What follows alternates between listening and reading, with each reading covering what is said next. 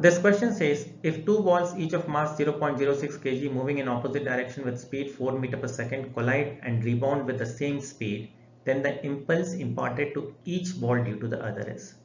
So impulse, I can say impulse equal to final momentum minus initial momentum. Now what is final momentum? I'll take 0.06 into 4. So that is equal to 0.24. What is initial momentum? 0.06 into 4, but in opposite direction. So that is minus 0.24. Now what is impulse? Final momentum minus initial momentum, that is equal to 0.24 minus of minus 0.24.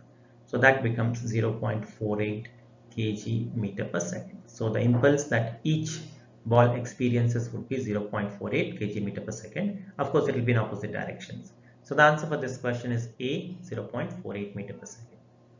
Hope you could follow this. Thank you very much.